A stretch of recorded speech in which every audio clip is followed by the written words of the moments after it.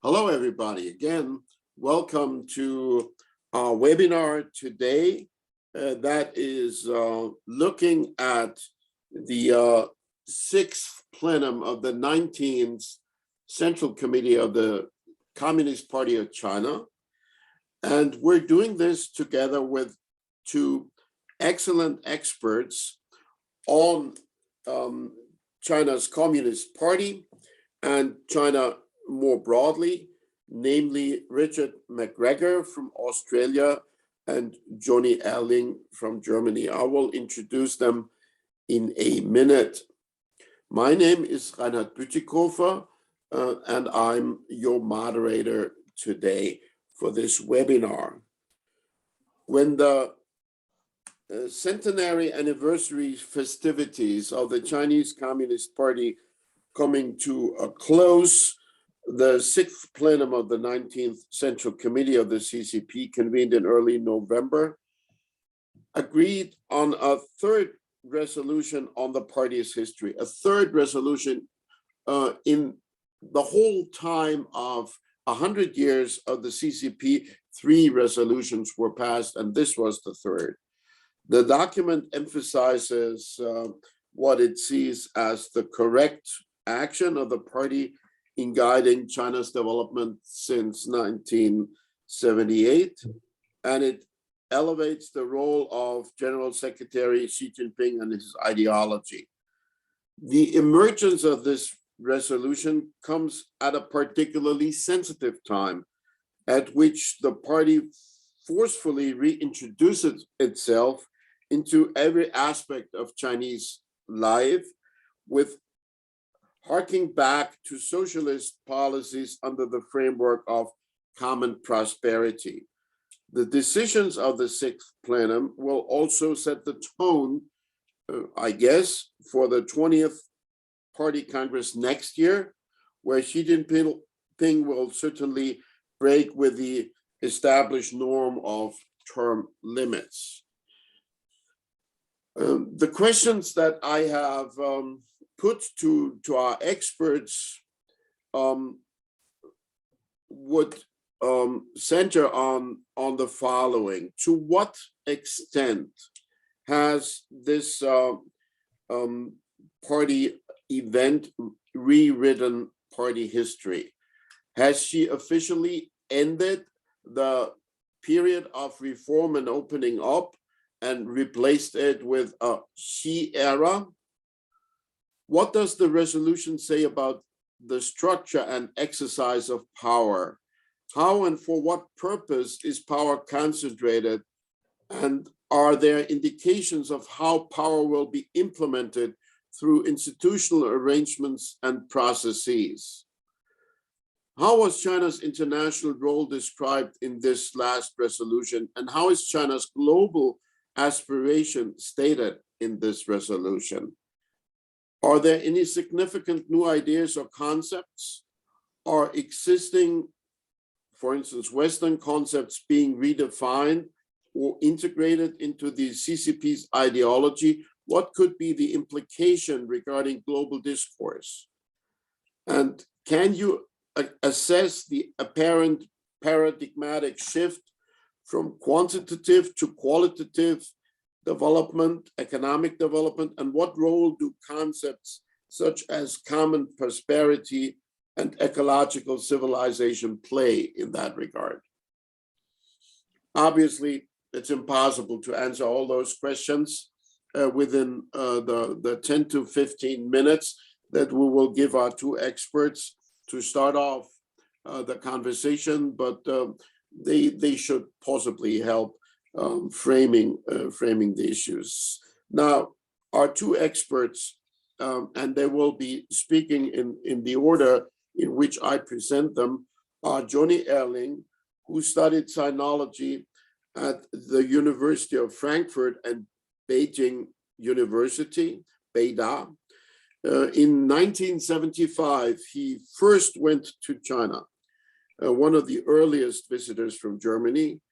From 1980 until 1982, he worked at the Marx Engels Institute in Beijing, Between 1985 and 1990, he was China correspondent for a number of papers, including the Frankfurter Rundschau. From 1997 until 2019, he worked as a journalist in Beijing for Die Welt and the Austrian paper Der Standard.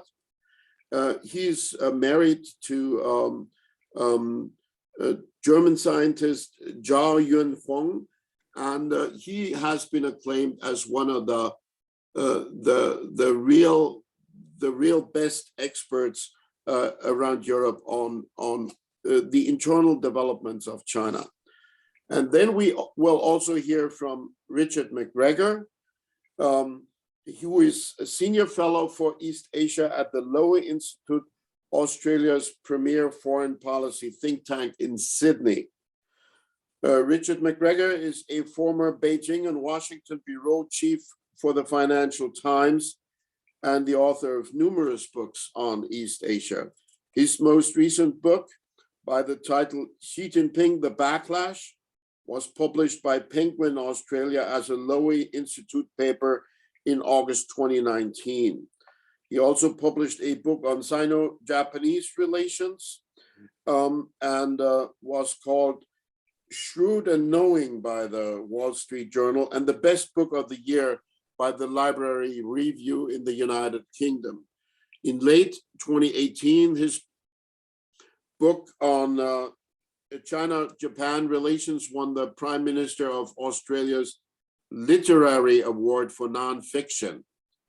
And he also published a book called The Party on the Inner Workings of the Chinese Communist Party, translated into 7 languages and also acclaimed a lot. So welcome to both our experts, and I will now turn over the floor to Johnny Erling to give us his analysis. Please, Johnny. Thank you, Reinhard, for your introduction and the friendly words. I just want to, as an introductory remarks, focus on 2 questions today. The first is connected with the Democracy Summit, which will be in Washington in 2 days, because it has connection to the 6th plenary session. And then I will give some remarks about the plenary session. And then I'm ready to answer questions after my colleague has given his introductory remarks. So we just witness in the moment these days an ideological battle developing. And in 2 days, on Friday, the 9th and the 10th of December, as you all know, US President Joe Biden is inviting representatives from 110 countries, NGOs, foundations, and individuals, including 2 delegates from Taiwan, which makes Beijing in the moment very nervous. It is a gathering for an online summit with the discussion item of democratic system versus authoritarian systems. Beijing and also Moscow are very offended because, of course, they are a part of it and because they are subject of it. China has put out already a lot of counter-criticism, just you can read that in all newspapers there in the moment. And it declared its own Chinese system to be the most successful democratic system in the world. It wants to put into question the American democracy as fake and inefficient. And its most striking arguments, which is mainly for home use, is to convince its own people, is the way how they dealt with the pandemic. And of course, some questions about Trump's policy before. So the US summit starts just 30 days after the 6th Plenum in Beijing was concluded on this item what we are talking today. And China's party leadership, as Reinhard has said, passed the so-called historic resolution on this plenum.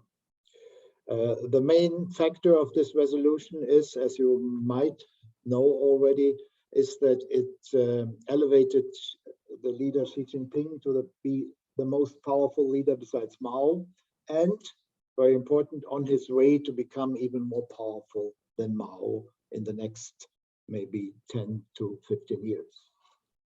So China's Xi Jinping is especially challenged by this democratic summit, which Biden is arranging, and he is also feels belittled by this democracy item. This explains why already China, a month before the 6th Plenum started, and probably all know, before the US, this explains why the US summit already 1 month before the 6th Plenum started was item in China. China cared about on the 13th and 14th of October. Xi Jinping assembled China's highest party leadership, the Central Committee, secretly to come together in Beijing for the first ever Central Committee conference on work related to the People's Congress system. But the item was China's democratic system.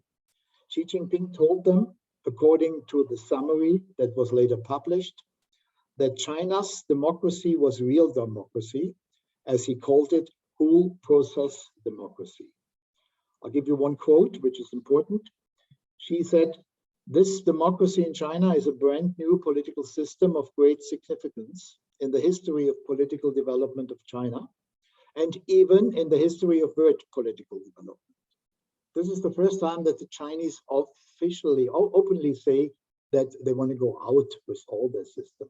This is just a reaction to Biden's summit. And she said, whether or not a country in the international community is democratic should be judged by the international community, which she means, of course, the United Nations. And he said, and should not be judged by a few righteous countries. He even put out arguments that he himself actually is not able to fulfill. He said that in China, in judging whether the political system of China, as of a country, is democratic or effective, we should examine if there is an orderly and legal succession of its leadership. But there is no under Xi. We come later to that. So besides Xi starting the competition of systems, taking over what Biden has started, there was another hidden message already for the big party National Congress in the end of 2022.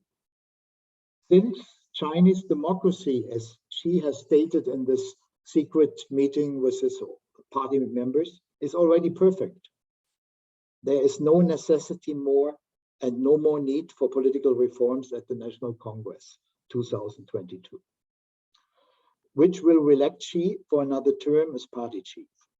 There is no orderly and legal succession of the leadership in China, as he claimed himself to be a signal or to show how democratic China is.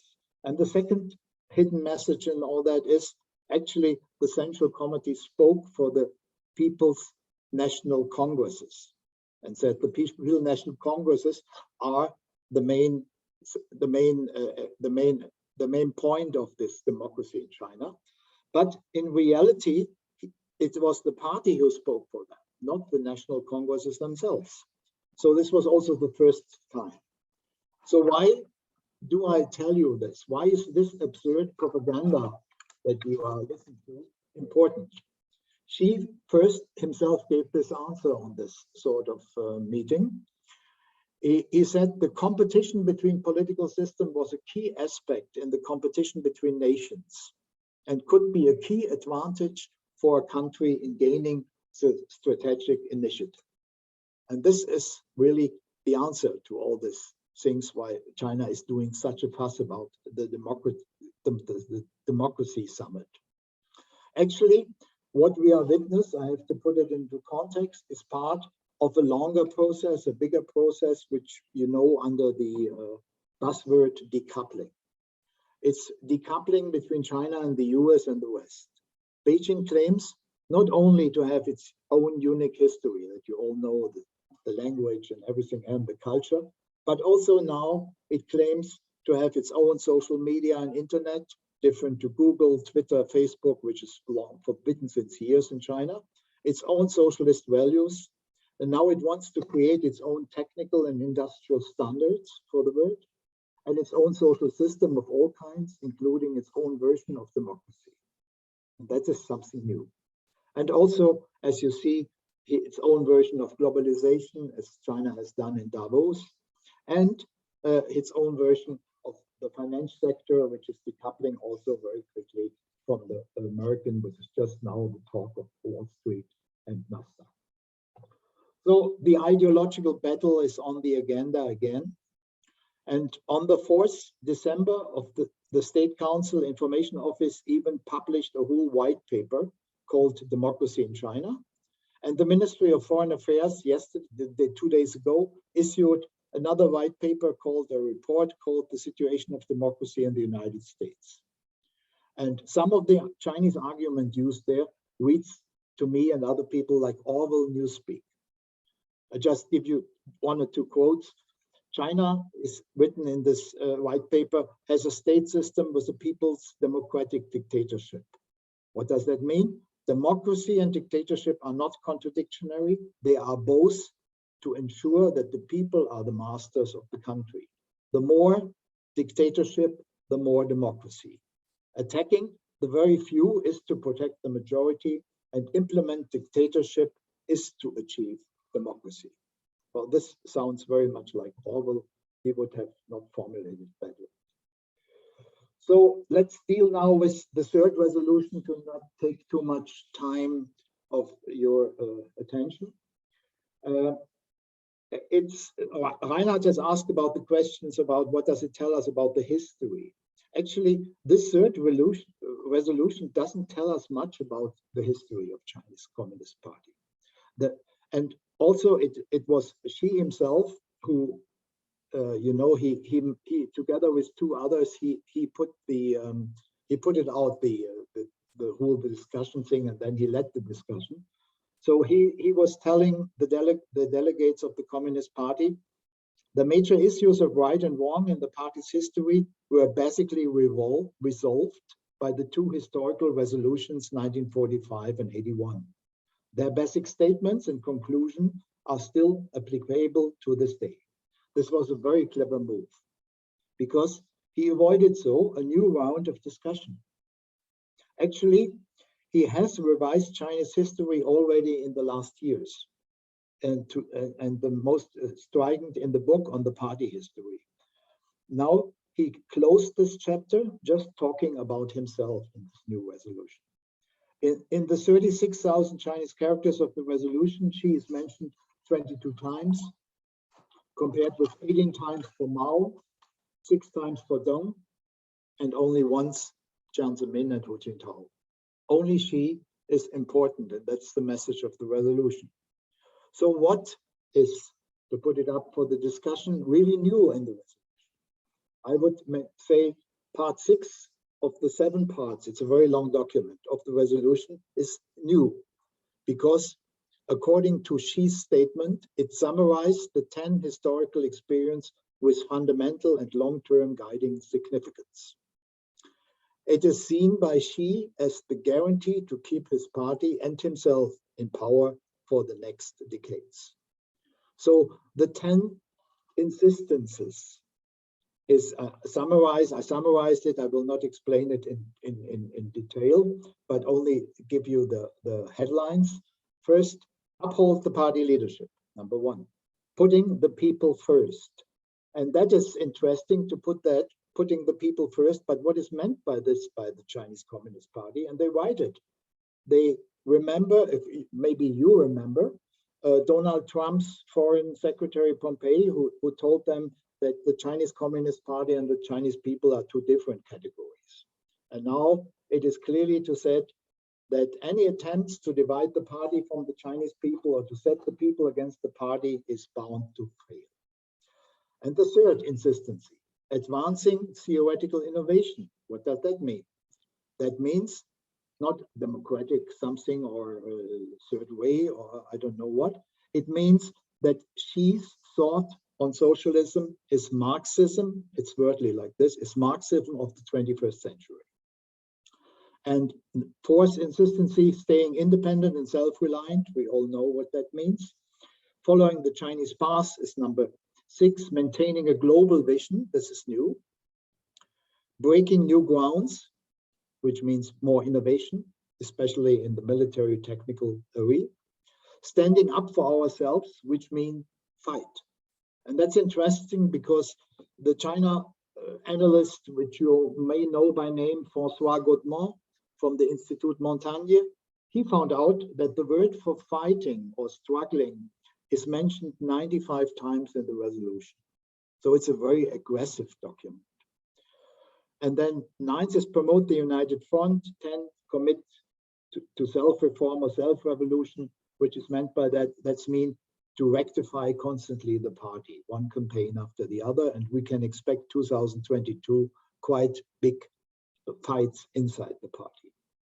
The so-called, and I will come in 2 minutes to the end, the so-called 10 insistences can be regarded, according to China analysts, as an upgraded version of the so-called 4 basic principles that were invented in former years by Deng Xiaoping to keep the dictatorship going and the socialist system and guard the party against liberal ideas. So that's what she wanted to remember. But now, what's really new is what is not in this 10 points. The new resolution does not stress, the new resolution has not, this 10 points have not, are not mentioning reform and opening up as a principle. Reform and opening is a method for China to become rich or other things, to organize the market, but it's not a principle for the existence and the future of China. So it's not in the 10 insistences. And there's another thing which is missing and which we can talk about later. It's the new resolution does not stress nor even mention anymore the principle of collective leadership or criticizing the personality cult. And I'll give you a quote which was done just 10 weeks before this resolution came out. Before this resolution of the Central Committee of the party came out, the publicity department of the Communist Party of China, Central Committee, released on 26th of August a very long publication, the CPC, the Communist Party of China, its mission and contributions. It's also a same document, also very lengthy, like the resolution is. But inside this document from the Central Committee of Party, and nobody explains what the relation is between these two documents, there is stated the following sentences. Actually, you can read the whole document in the China Daily. It's even published into English, so important it was on the 27th of August, 2021. It said, upholding the leadership core of the CPC in no way involves the creation of any kind of personality cult, something the CPC has resolutely opposed ever since it was first founded. The party's constitution explicitly stipulates that the party proscribes all form of personality cult. The party leadership core never wields unlimited power or engages in decision-making at will. The CPC is organized on the basis of democratic centralism. So its leadership core functions by that principle, observes the system of collective leadership, and acts within the scope of the country's constitution. The party's leadership core does not emerge through entitlement, or it is self-proclaimed. It comes into being through a long-term experience under sound leadership and a common choice. So this is a document of the Central Communist Party 10 weeks before the resolution came out. What does it mean? Very simply, it indicates that there are different opinions and resistance in the highest echelon of the party, which we not know exactly who is behind them and where is. The resolution has nothing of all that. So what happened to the people who wrote this other theoretical document of the party just 10 weeks ago? And now it is Xi Jinping thing came through, and we will see probably, because self-reform or self-revolution is the most important thing of the 10 insistences. So we will probably can expect some more sort of rectification of the party inside the next months before the big Party Day, or the 20th Party Day. Thank you so far. I hope I kept inside the time more or less. Thank you so much, Johnny. And I immediately call upon you, Mr. McGregor, to give us your introductory remarks, please. Thank you very much. Thank you, Reinhard, and thank you, Johnny. Thank you, Johnny, for reminding us, of course, on the issue of democracy, that globalization, that in China, of course, you always need to have a different dictionary to understand what they mean by words which we think have a common meaning. Now, we were presented with some very weighty questions to answer. I want to start with an area which was probably a little bit familiar to many people, but just some background to provide just the foundation of the period before the historical document was released. And that relates to the first decade in power of Xi Jinping. In other words, just to explain, why is Xi Xi? As we know, he came to power in 2012. This was in a year of the worst upheaval in elite Chinese politics for more than 20 years. The toppling of two big figures, Bo Xilai and Zhou Yongkang. In other words, Xi felt threatened even before he took over his position. Not only threatened from not becoming General Secretary of the party, but having his authority undermined immediately. As a result, he launched an anti-corruption campaign, the most far-reaching, I think, really in the reform period. It was systematic and unsparing.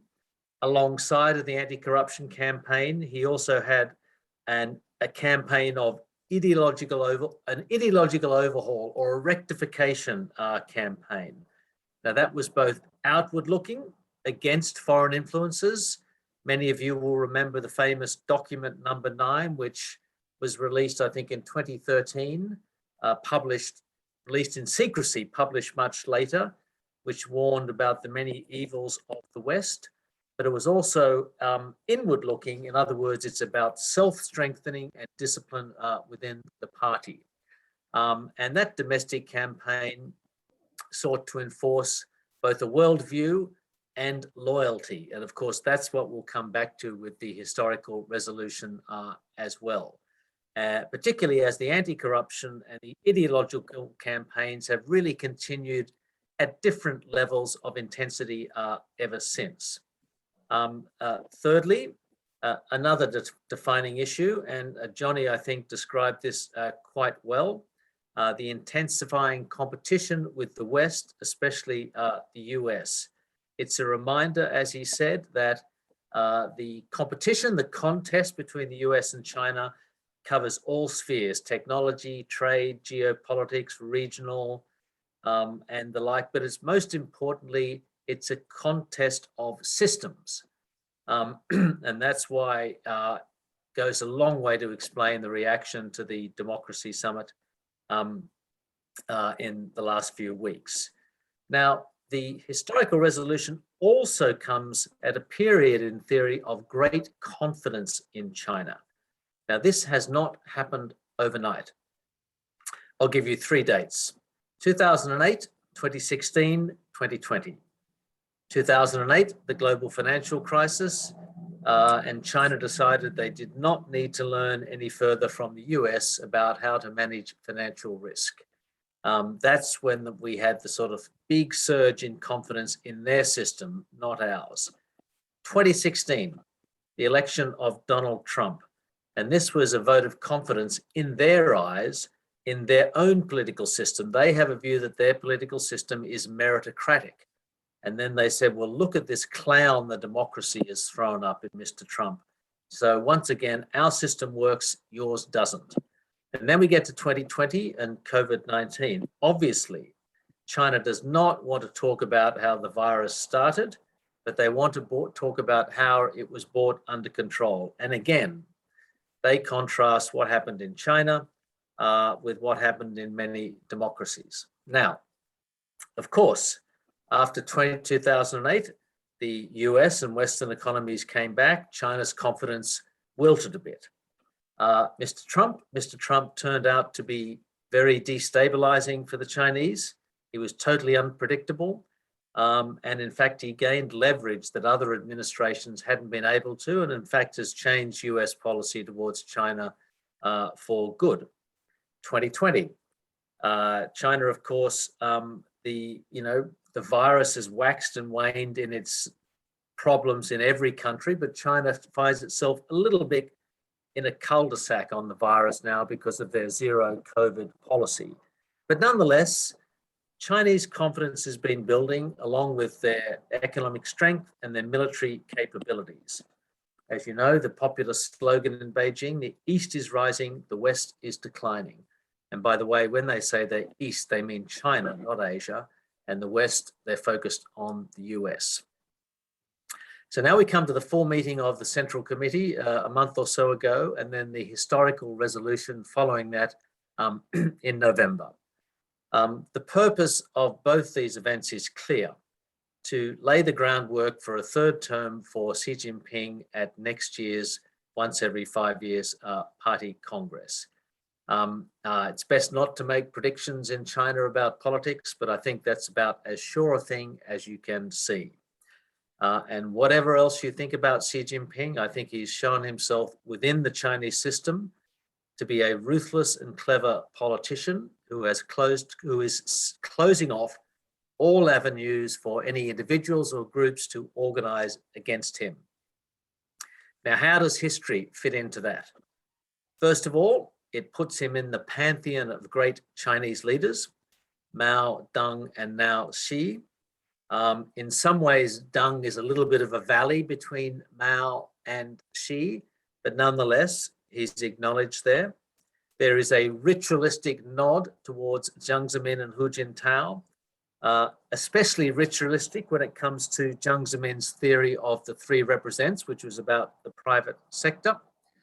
But he also has an undisguised slap at the ears of Jiang and Hu for their ill discipline, basically telling them that I am cleaning up your mess.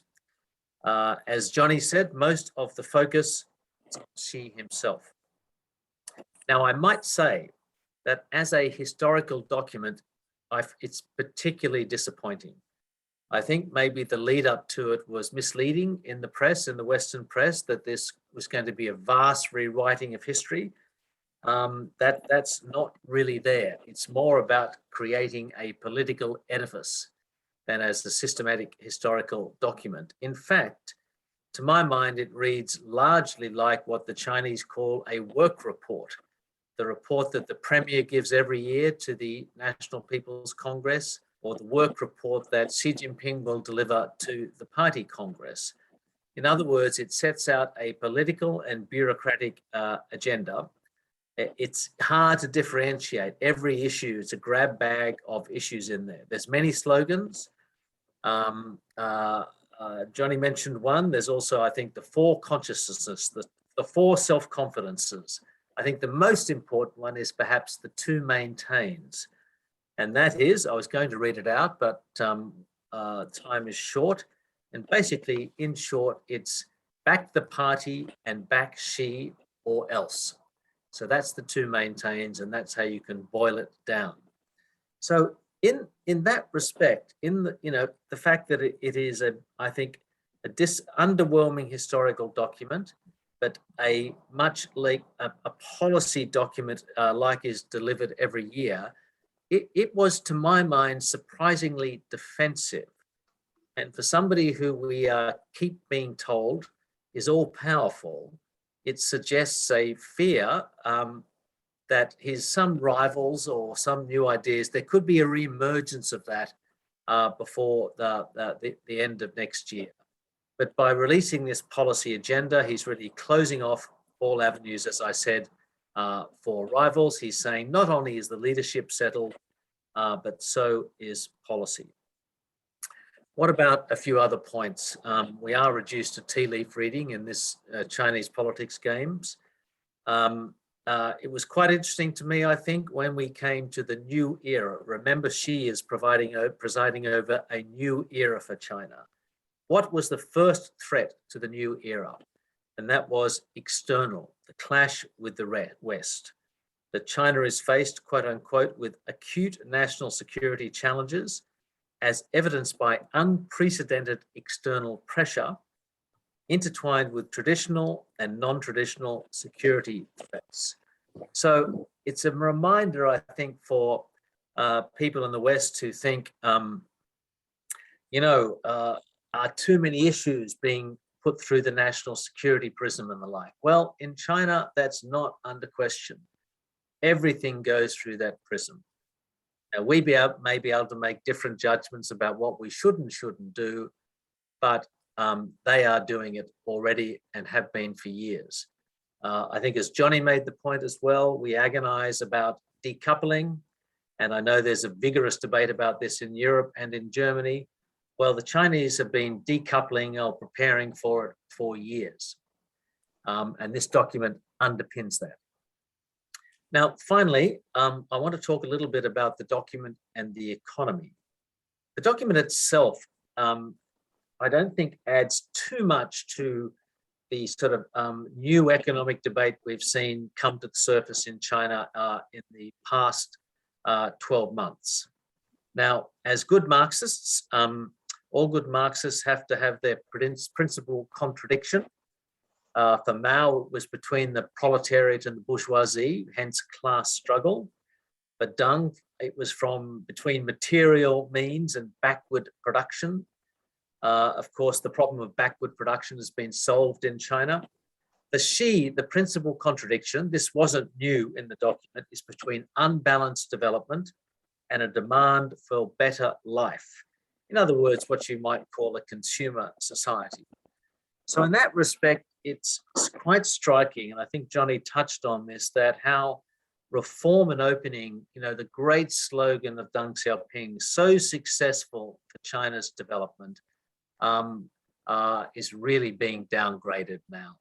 And you see that in this document here. Personally, I'm not terribly, I'm more bullish than bearish on the Chinese economy and the like, for all sorts of reasons we can go into. But, it's with Xi, the two maintains, follow the party, follow the leader. It's going to be interesting to see whether this document can manage China's future economic challenges, whether it can in fact deliver common prosperity. He doesn't talk about the private and public sectors in any meaningful sense at all. Instead, China's common prosperity is going to be delivered by technology and technological advancements, which China will have to itself and which will give it leverage over other countries. And I might end on that point because I think that's a particularly salient one for any seminar in Europe and in Germany in particular. Thank you very much. Thank you very much, Richard. Also, let me follow up with two questions to both of you, Johnny and Richard. Speaking about China's perspective on its own external relations, Richard, you mentioned that China always sort of plays this card of having to be on the defensive against external overreach. So there is this tradition of saying, well, us Chinese as a nation, we were humiliated 150 years ago, and the West is still trying to continue this history of humiliation of the Chinese nation, and we have to stand up.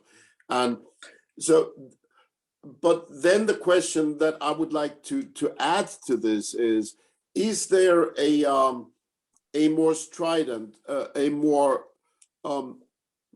possibly proactive new tone of playing a different role in becoming a shaper and shaker for global developments? I think Johnny pointed to that when he said that Xi Jinping, in one of the quotes that Johnny read to us, said, well, China's way of developing its own quote unquote democracy is not just important for China, it's also important for the world. So that can be interpreted as saying, well, we're setting an example for the world, we're setting an example for others to follow. So that would go in a new direction, not just complaining about others, but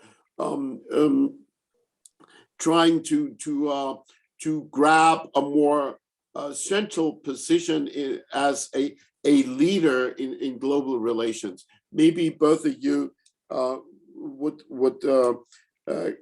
comment whether you see a certain shift there, possibly with regard to other documents in the past. And the second question I would like to ask to you, Richard, Johnny pointed at that document, that second document that was published by the Central Committee just 10 weeks ahead of the historical resolution, and which contained very interesting language rejecting personality cult, while the official document adopted at the 6th Plenum was full of the personality cult. How would you explain that contradiction? I mean, yeah, just maybe you go first, Richard, and Johnny follows. You have to unmute yourself. I swore I would never do that after seeing everybody else do it, but there you go, I did it. Anyway, so look, the first question I think is very interesting. There's absolutely no doubt that China is in a different phase in its foreign policy. Let me put this in a number of ways. Xi Jinping is generally presented as a disruptor. I think he's as much a continuum.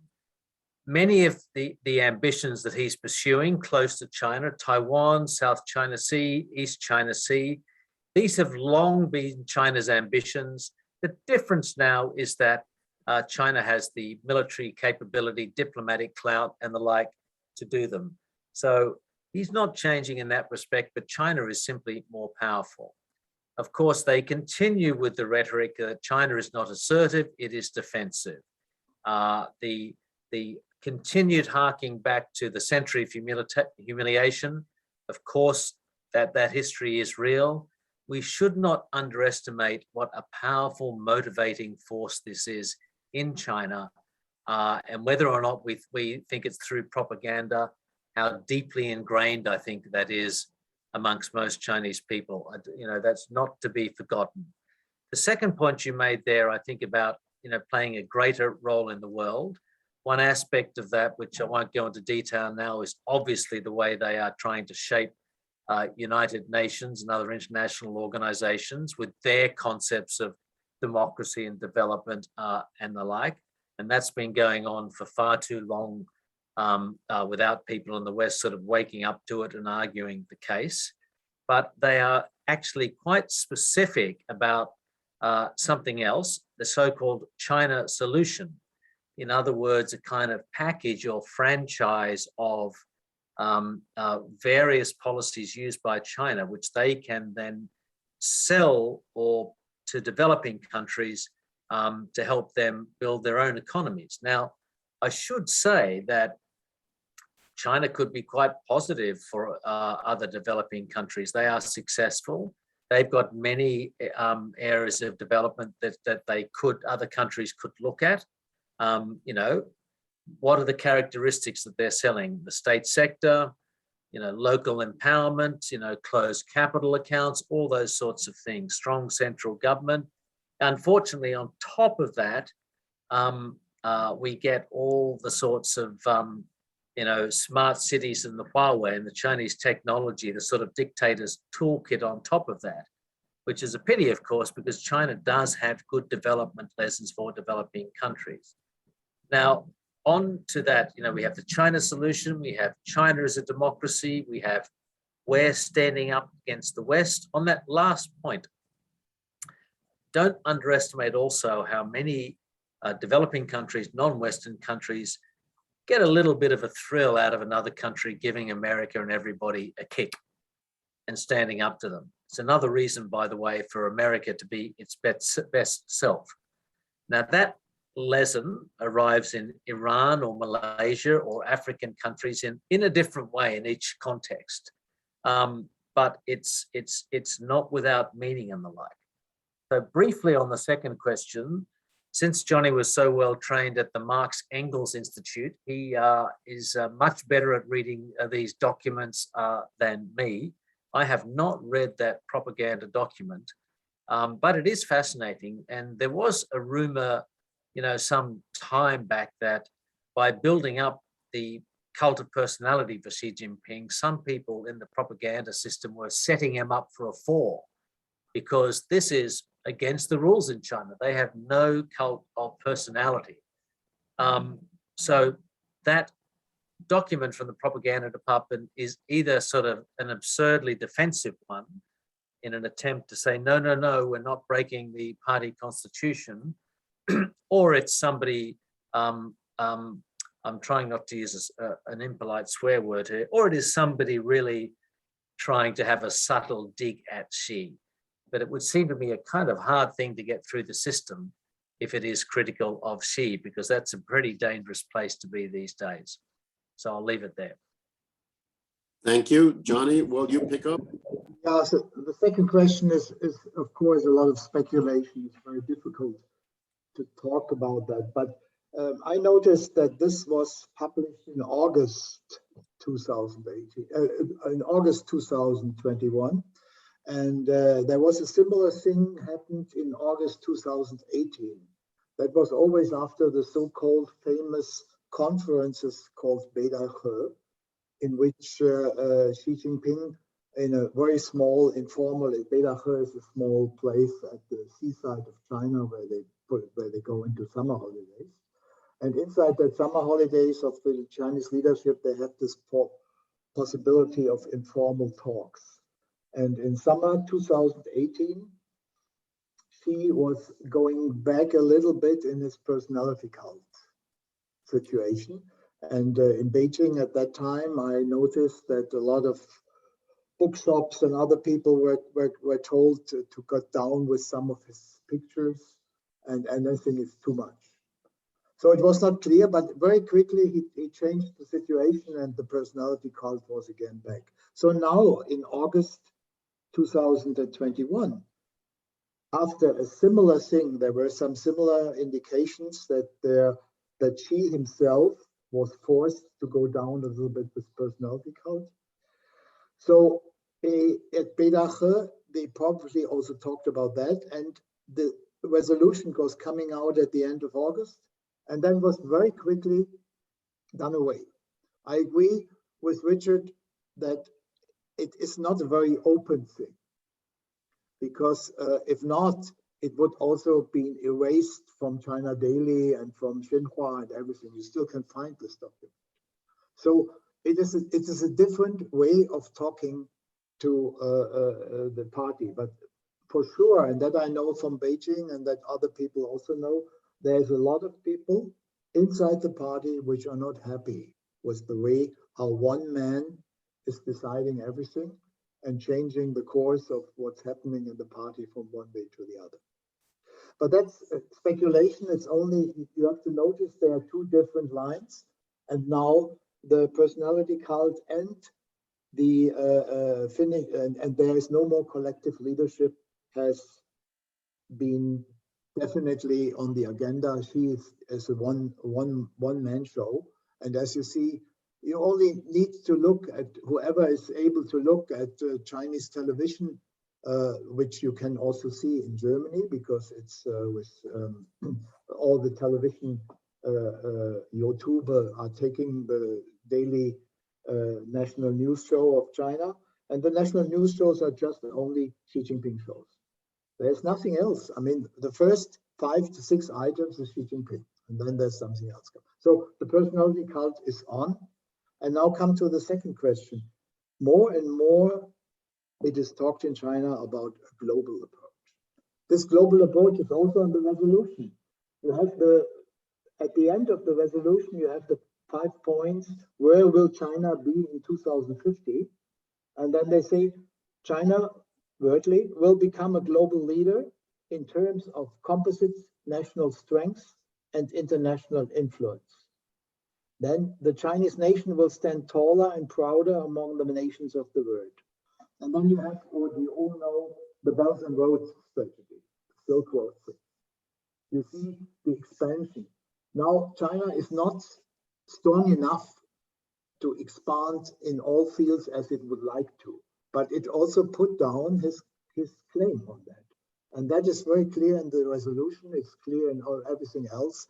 China is going out of China and everywhere. It's not only military, strategic. It's not only from the exploration of the moon and whatever you see. You see, it's a going out, it's a quick out, and now they have one argument that is really, in a certain way, very strong. This is how they dealt with COVID-19, how they dealt with the pandemic. This thing, and also delivering vaccines to Africa, delivering vaccines in all the world, is something they can really cash in. And we don't need to discuss today how did they come to manage the pandemic situation in a different way than we all do. But, and it's not only a question of democracy or not, because South Korea also managed it quite well, and South Korea is a democratic country. So, but they have a strong point in which they always argue now that the Chinese system has its advantages. And the other thing is just their economic power, their military power, which is going, and their role in the United Nations, which is going on. So China is on the way outside, and it has its clear steps.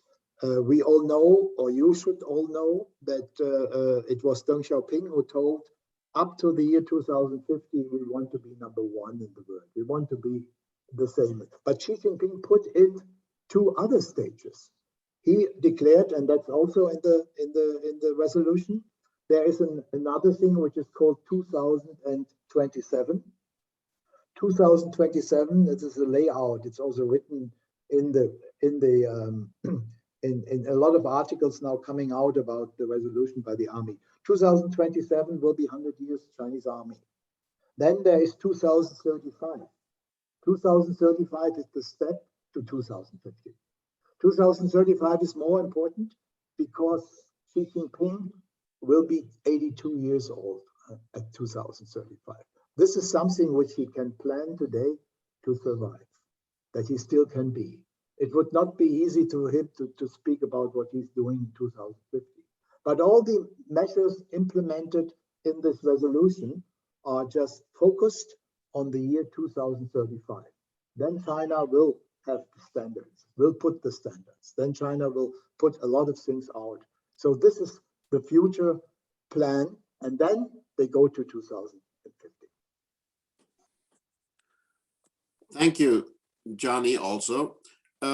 We have received a number of questions in the chat, and I will read them to our 2 experts and ask them to pick whatever they would like to address. So I will read the questions in the sequence in which they have been posted. So the first question goes to Richard. How do you interpret the Zhang Gaoli episode, it says? The second question goes to both panelists. It says, do the panelists believe that China is outwardly confident, but it still has not developed a thick skin internationally? Does this point to an inner lack of confidence? It has not fixed what, please? I didn't understand. A thick skin, dicke Haut. Oh, big skin. And Okay. does this point to an inner lack of confidence? The third question is regarding the fight within the leadership. It says, compared with the document quoted by Johnny, the resolution itself certainly shows some of the Xi Jinping preferences. What is the price Xi had to pay for getting that? Was there any price he had to pay at all? Then next, somebody says, I would like to ask about the anti-corruption campaign in the resolution. It says that the corruption is the greatest threat to the party. However, the text also claims that an overwhelming victory in the fight against corruption has been achieved and serious political dangers have been uprooted. The person says, I find these mentions contradictory. What did you make of this, and how do you see the anti-corruption campaign evolving in the future? And then another question, and I'll stop there then. It says, do you think China is, like Russia, is actively disinforming us, taking part in or stimulating any undermining fake news, even organizing trolling via yellow vests, right-wing extremists, etc., etc.? And as follow-up, will China try to take over free media? These were the first 5 questions that we got. We're open to more questions, but I would return to our panelists, and starting with you, Richard, pick the ones you want to address, please. Okay, there's a lot there. The Zhang Li episode, how does one, well, I mean, that's one of these things, you know, the famous saying from the British politician, I think it was Harold Macmillan, and, you know, what he was worried about in office, and he said something, events, dear boy, events. Now, mostly in Chinese politics, they can control events, but this one came quite out of left field. You know, a Weibo or Twitter post from Peng Shuai, the tennis player, complaining of being forced effectively to have sex, along with all manner of other creepy disclosures. So how do you control that? Because you have to deny it to the outside world without discussing it internally.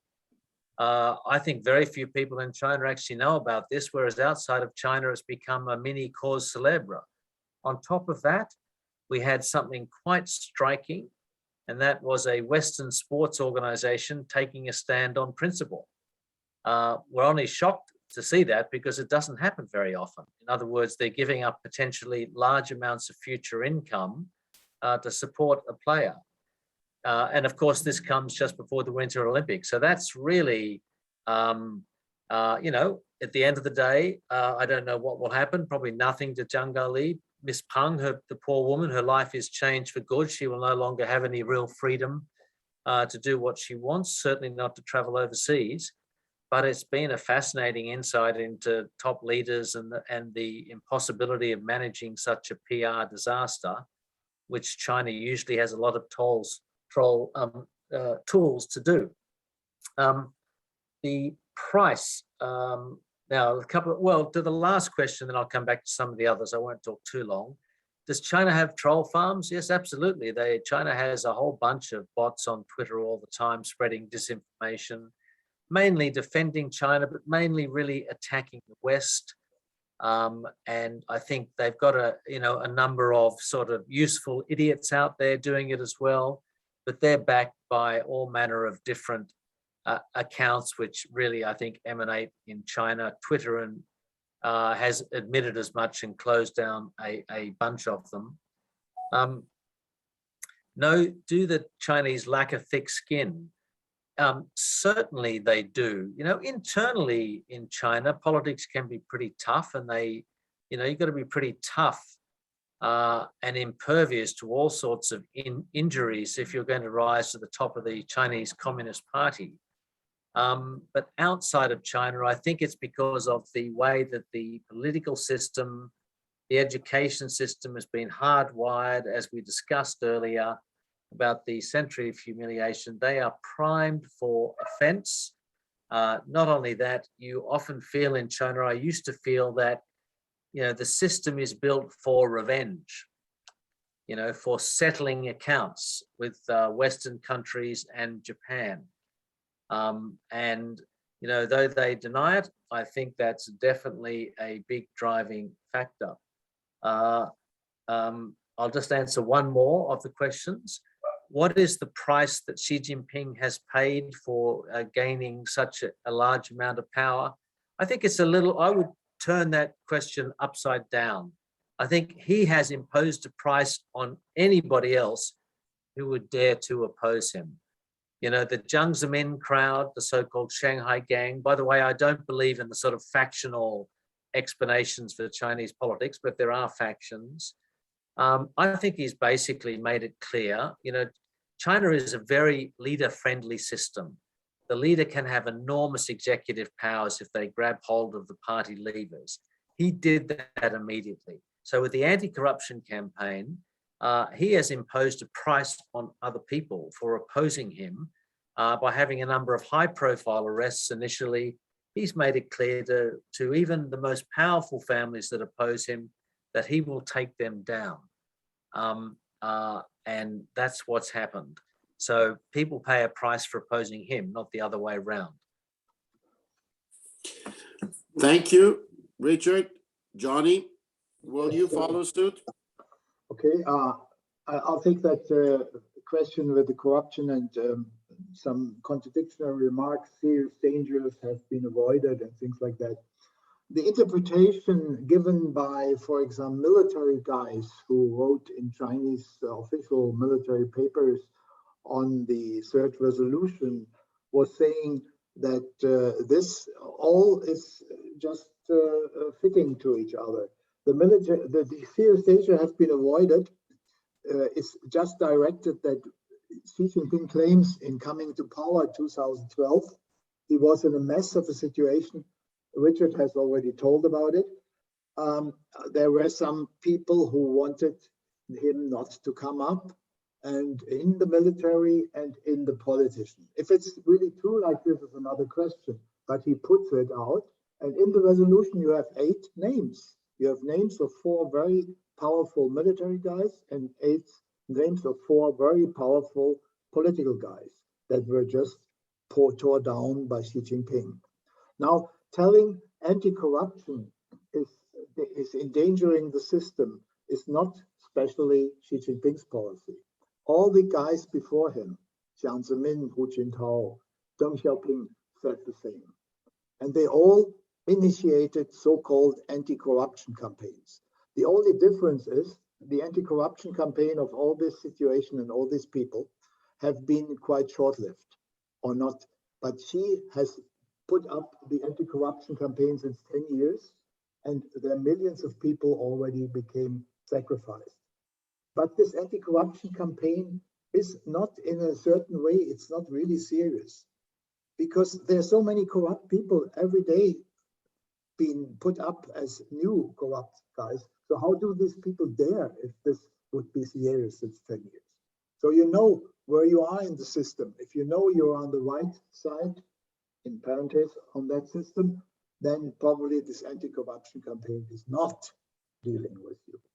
So this is a political tool, and it's a tool to keep discipline inside the whole system. But on that question about the sixth skin, it has something to do with it. You will find all speeches, and if you look deeply into it, and all what Chinese leaders tell you on written and in their articles, you will always have the same. We live in a phases of crisis. There are many crises can endanger us, especially Xi Jinping. Since coming to power 2012, Richard knows that Richard has written a very excellent book on Xi Jinping, a Penguin book. It's really excellent. You can look up. He first was frightened to death that China could follow the same lead that the Soviet Union did. He thought that the Chinese Communist Party is weak, it is a millions of people. It's 95 millions of people. But he thinks if something happens, if the color revolution breaks out, this whole party will collapse. He constantly tells the people this. So why does he do that? Just for keeping them alarmed, keeping them mobilized and doing like that. So he speaks even in the resolution. You can, if you have time to look it up, he speaks about the black swans, the gray rhinos. What is a black swan? A black swan is a suddenly happening crisis. And what is a gray rhino? A gray rhino is a crisis that you know it's already in China, like the population, which is not growing anymore enough. But you don't do anything about it, so it becomes suddenly it exploded. That's a gray rhino. So China is full of gray rhinos and black swans and everything like that. And it's in every speech. So it's not a contradiction to the overall way how he presents him and his country. On the other side, he's constantly saying the East is rising, the West is falling down, we are as strong as, and the moment has come. So last point to this, also in that context, in January 2021, there was a very important speech by Xi Jinping, which put up the alarm everywhere who read it. I mean, in Washington and everywhere. Why? He said, at that time, time and momentum are on our side. And at that time, with a weak Biden, with a big pandemic, well, Biden just coming to power and everything, everyone of the military and other people thought China is ready to take action maybe in the Taiwan question. So everyone was really alarmed. So, and also in that speech that you can still find, he said, we cannot lose the momentum. We cannot lose the momentum now. The momentum is our own outside, but we cannot lose the occasion. We have to be quick and hurry. So everything was frightened, but then, you know, everyone was coming together and said, China is not so easy to manage. And what is in the resolution? The same sentence, but there is added one word. On the question of Taiwan, it is said, time and momentum are always on our side. If you put in the word always now, that means you have time. So China has put down a little bit of its esteem. So this is why I say always it's so important to read and understand these things, because there are little signs which shows what is behind the curtain. And what is behind the curtain, nobody of us has real insight in that. And that's our problem. Also China's problem. Thank you. Thank you, Johnny. We have one more question in the chat. You can, of course, if you want to present your question orally, you can also use the raise hand button. But I will read the question that has been posted. And it reads, how can we still uphold dialogue when getting caught in these world leadership strongman ideologies? We need to discuss global standards for climate protection, for the binding treaty underway on EU level to solve debt crisis post-COVID, etc., and so on. We need to work together. What would be your suggestions? What is now the most urgent step to prevent escalation, cooperate on urgent world problems, and rescue core elements like democracy and human rights in systems like the United Nations and other global governance institutions? Maybe, Johnny, I can ask you to address that question first. So how do you pursue dialogue and cooperation on urgent issues while you have the developments, the ideological and developments and the power projection developments that you have been describing?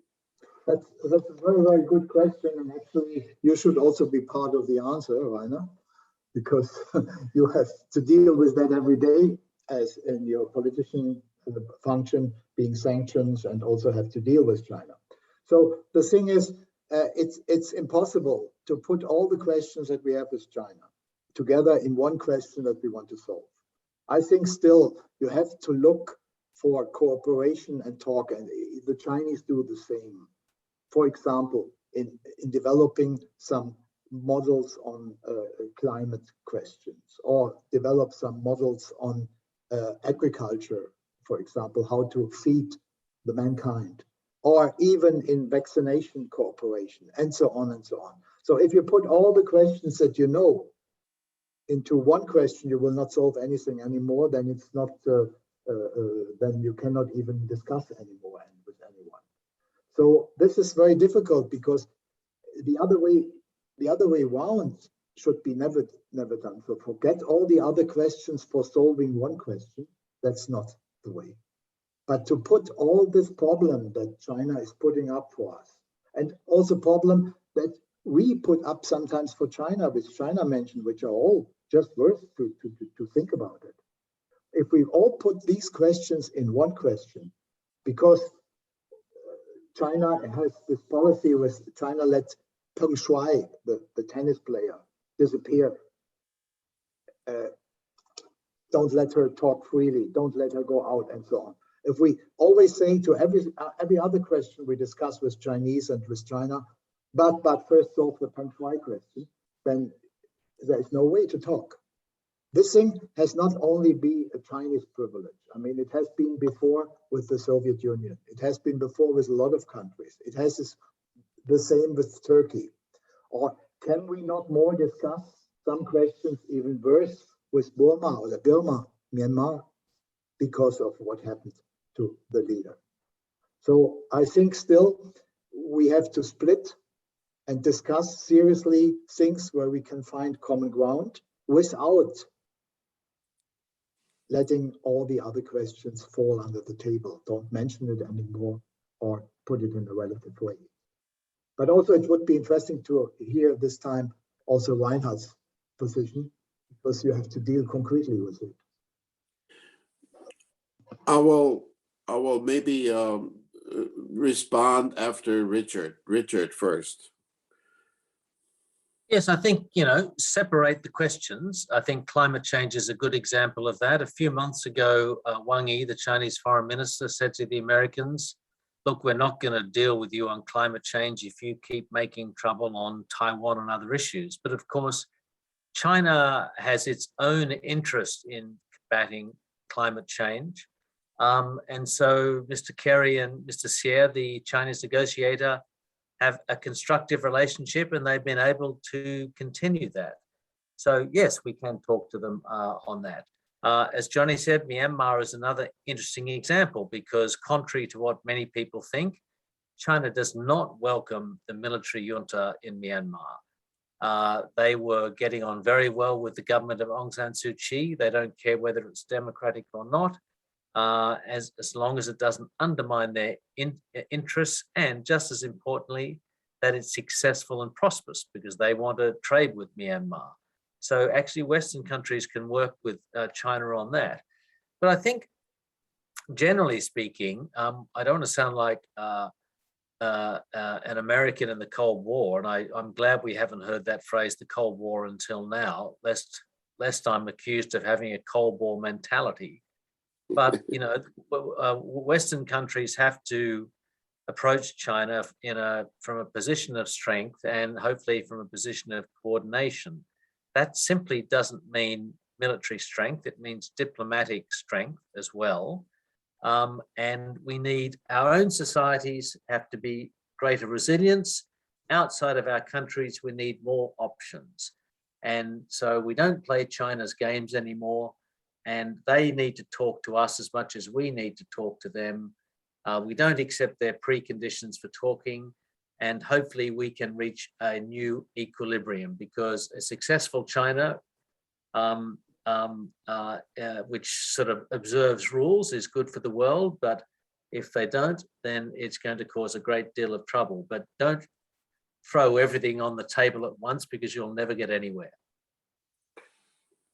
Well, I hear a great deal of agreement between the two panelists in that regard, and I would go along with them. We have written in the coalition agreement between the three partners that will form the next German government that we will pursue the multifaceted approach, the three-pronged approach.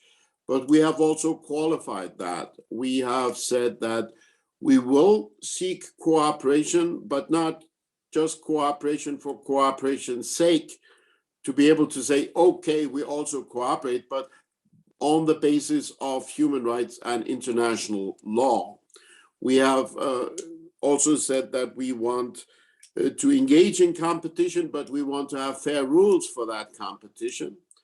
And we have given the most stress to the dimension of systemic rivalry, where we say we need to take that as the fundamental challenge if we want to pursue our own values and our own interests. So that is the approach, but certainly all of that can apply in different proportions. I would not say that you can mechanically make a distinction between saying, okay, on climate, we are just partners, because quite clearly, we're also competitors, at least with regard to climate policy, with regard to climate relevant technology, for instance. So in different dimensions of the relationship, there might be a different mix of the three-pronged approach, elements of the three-pronged approach. The one thing that I would like to add is that I often find it very difficult to have a rational discussion over how to approach China, because Chinese propaganda has been quite successful in spreading this perception that China is somehow on an invincible trajectory, that there is a kind of an inexorable rise of China, and whatever you do, you only have a bad choice between joining them today or possibly joining them at a lower price tomorrow. And I mean, this drinking this kind of Kool-Aid, sort of falling victim to that kind of historic determinism, will limit whatever we do unless we understand, and this is part of the rationale for having discussions like this, that there are also internal contradictions in China, and by no means should we bank on the assumption that we are somehow unilaterally dependent on China. The president of the EU Chamber of Commerce in China, Jörg Wuttke, keeps repeating that 40% of all the high-tech products that are on the market in China are from Europe. So, I mean, if this is still the case, to some degree, China is obviously also dependent on us. And the incoming foreign minister has therefore said, the German foreign minister has therefore said, well, maybe we should use that as leverage. For instance, when we look at banning importation of products of forced labor as one example. So I think we should look at the different dimensions and pursue this multifaceted approach. This would be my answer. I would like to, I have not seen any, yes, I do, there are new questions now. The one question is that, and I read this, and then we will conclude with a final round of answers. The Chinese question is quite important in Latin America, And it's very useful to have a better understanding of their internal challenges and their own political choices and limitations. Oh, this is a remark from the EU ambassador to Brazil. And then there is a question, last part of previous question to Reinhard. Rescue core element like democracy and human rights in systems like the United Nations and other global governance institutions. I don't really understand the question. This is the moment the EU should and can stand up, question mark, but how? I will also add two questions from my side to the panelists, and then ask you to conclude, and I will go to Richard first. One question is,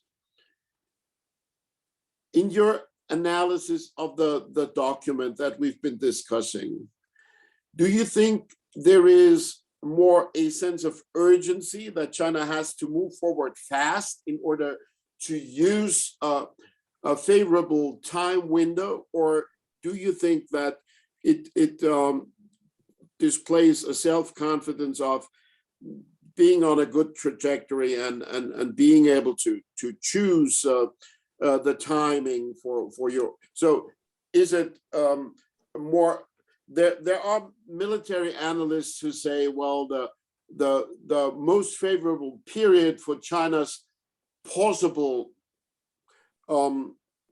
for some possible kinetic steps by China could be between 2027 and 2035.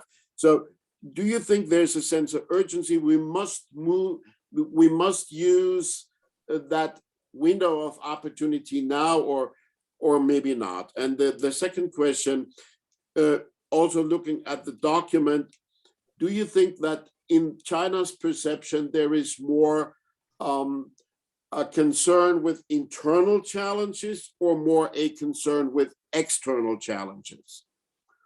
Please, Richard, you go first.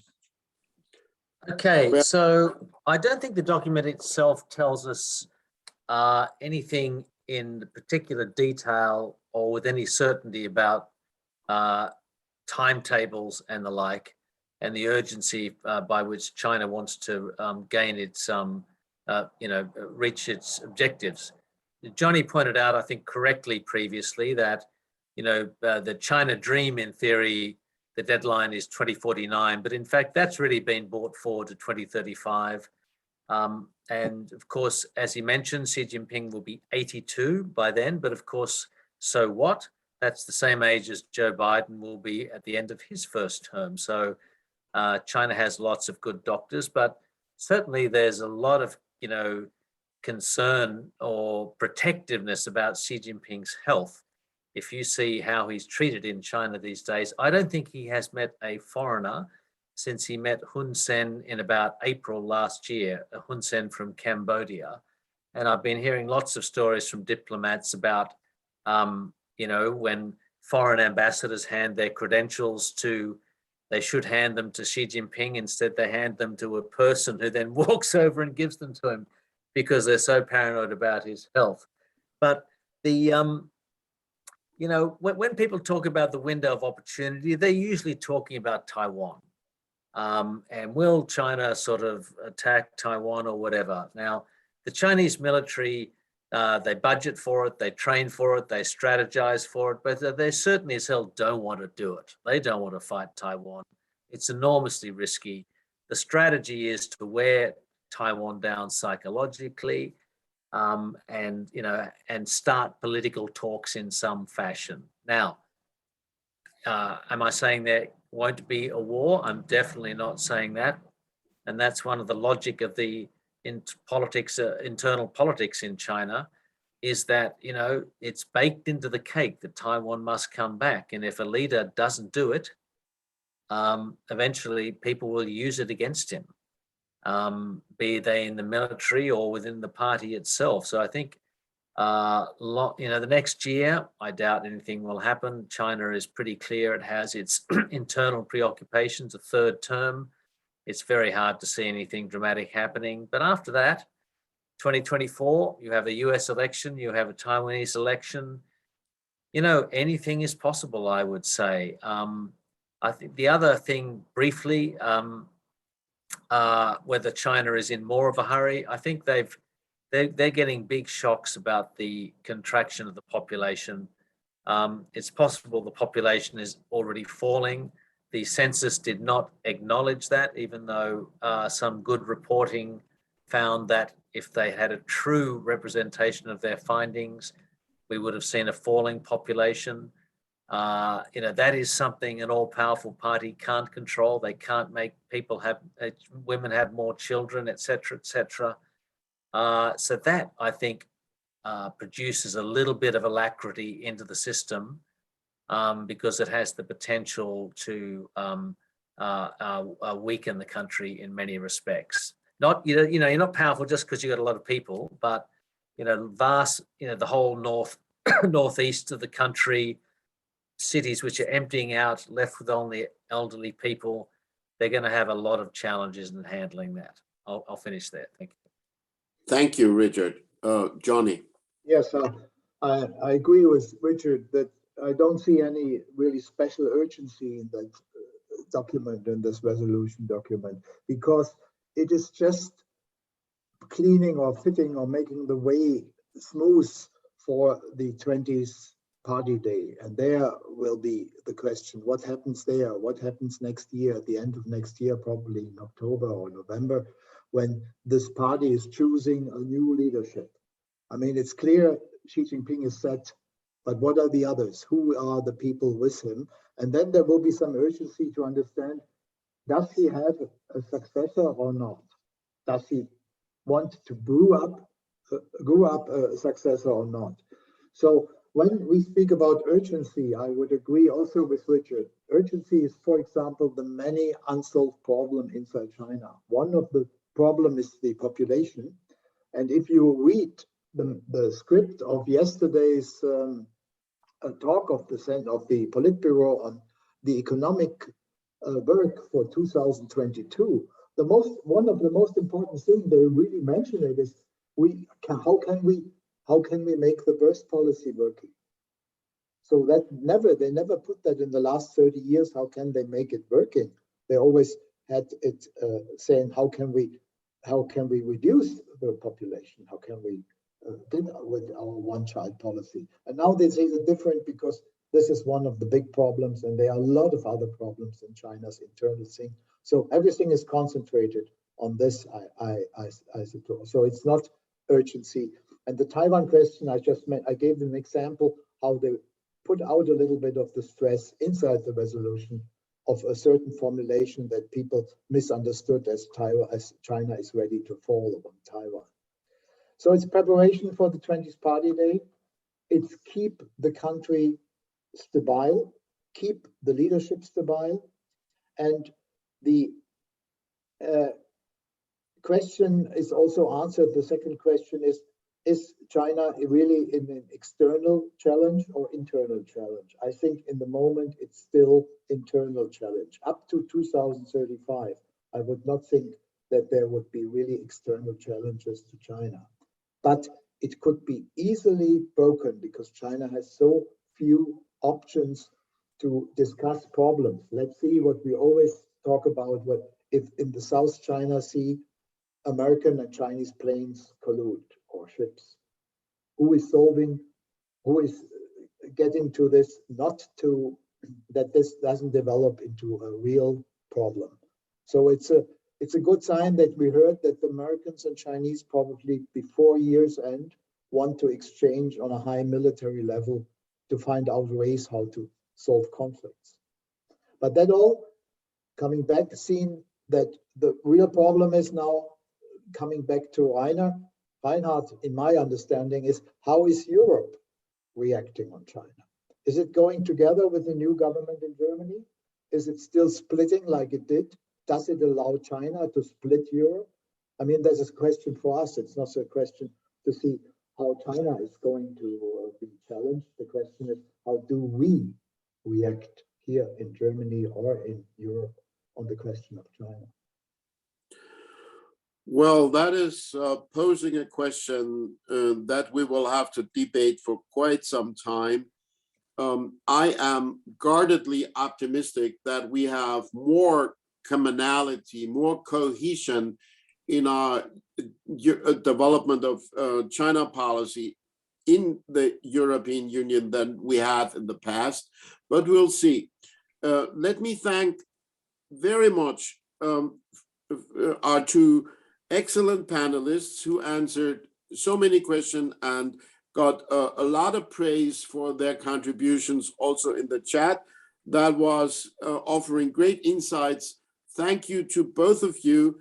And I also want to thank to all our participants, our listeners, and I'm promising that we will continue to organize this kind of online events to discuss China policy in many dimensions. Thanks again to everybody. Have a good day. And thanks very much to Richard in particular, because where he lives, it's now late at night. So thanks very much for staying up with us and sharing this panel with us. All the best. Bye-bye. Thank you. Thank you.